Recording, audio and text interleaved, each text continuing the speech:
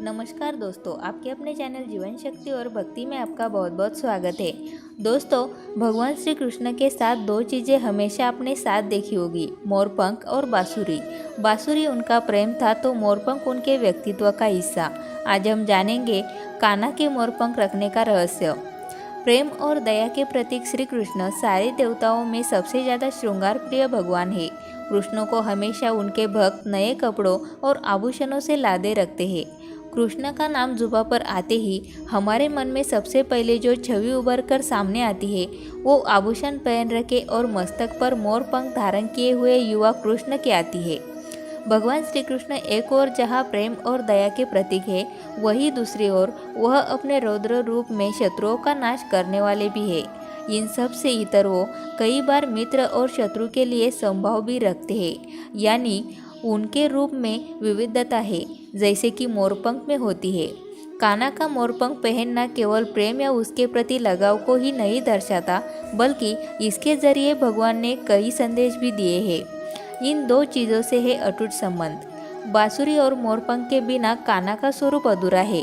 इसके पीछे कारण भी यही है कि उनके रूप को पूरा करने में बांसुरी और मोरपंख का बहुत बड़ा योगदान है।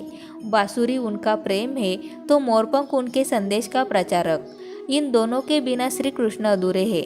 मोरपंख उनके सिर पर क्यों सजा है, इसके पीछे एक नहीं कई कारण है। आइए आज इन कारणों को जानते हैं। शत्रुओं का समूल नाश करने वाले।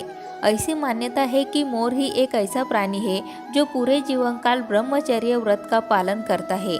यही नहीं, मोर वैसे तो अपने आप में मस्त और आनंदित रहता है, लेकिन यदि कोई उसे छेड़े या दुश्मनी करे तो वह उसका नाश कर देता है। ठीक इसी तरह भगवान श्री कृष्ण खुद में मस्त रहने वाले हैं, लेकिन यदि कोई उनसे शत्रुता ठानता है तो वह उसे किसी भी हाल में नहीं छोड़ते, वह उसका समूल नाश कर देते हैं। राधा से प्रेम का प्रतीक भी है। मोरपंख कान्हा के साथ रहने की एक बड़ी वजह उनका राधा से अटूट प्रेम है। राधा के महल में ढेर सारे मोर थे और जब एक बार कृष्ण की बांसुरी पर राधा नाचने लगी तो मोर भी मदमस्त होकर नाचने लगे और एक मोर का पंख नाचते हुए नीचे गिर गया। तब श्री कृष्ण भगवान ने इस पंख को उठाकर अपने माथे पर सजा लिया। मोरपंख को उन्होंने राधा के प्रेम के प्रतीक के रूप में माना। शत्रु को भी दिया विशेष स्थान। कान्हा के भाई थे बलराम, जो कि शेषनाग के अवतार थे। मोर और नाग एक दूसरे के दुश्मन होते हैं, लेकिन कृष्ण जी के माथे पर लगा मोरपंख यह संदेश देता है कि वह शत्रु को भी विशेष स्थान देते हैं। मोरपंख को माथे पर लगाकर उन्होंने यह बताया है कि मित्र और शत्रु के लिए उनके मन में संभाव है। सुख और दुख का प्रतीक। जिस तरह से जीवन में सुख और दुख के कई रंग होते हैं, वैसे ही मोरपंख भी कई रंगों में होता है। ये मोरपंख बताता है कि जीवन के रंग को जैसा हम देखते हैं वैसा ही दिखता है, यानी दुखी मन से हर रंग बेरंग लगता है, लेकिन मन प्रसन्न हो तो हर रंग चटक नजर आता है।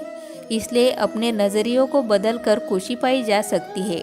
काल सर्प योग भी था कारण, क्योंकि मोर और सर्प एक दूसरे के दुश्मन होते हैं, इसलिए काल सर्प योग में मोरपंख को साथ रखना चाहिए। श्री कृष्ण पर भी काल सर्प योग था, इसलिए वह मोरपंख को सदा साथ रखते थे। इसलिए जिस जातक को ऐसा योग हो उसे मोरपंख साथ जरूर रखना चाहिए। मोरपंख के जरिए कान्हा ने कई संदेश दिया और इस संदेश को समझकर जीवन को आसान बनाया जा सकता है। दोस्तों, वीडियो अच्छी लगी हो तो वीडियो को लाइक ज़रूर करें और इसी तरह की वीडियोस आपको मिलती रहे उसके लिए चैनल को सब्सक्राइब करके बेल आइकन को ज़रूर प्रेस करें।